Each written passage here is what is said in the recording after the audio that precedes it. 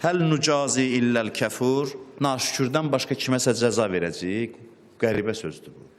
Yəni, başqa kimi cəzalandıracaq? Ancaq naşükürləri, şükür etməyənləri. Müsbət baxış bizim öz əlimizdədir. İslah eləməliyik, özümüzü düzəltməliyik, müalicə eləməliyik.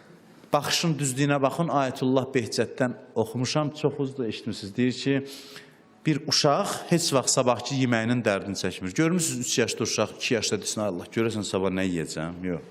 Heç o barədə düşünmür, fikirləşmir. Niyə? Çünki ata-anasına etimad edir. Bilir də ata-anasına o qədər inanıb ki, heç ağlına gəlmir ki, otursun, dərd çəksin. Deyir, bizim Allaha olan zehniyyətimiz bu uşağın ata-anasına olan zehniyyəti qədər olsaydı dərdimiz olmazdı. Bəs Allah var axı bizim başımızın üstündə. Niyə bu qədər nigaransan? Niyə? Nədən narahatsan?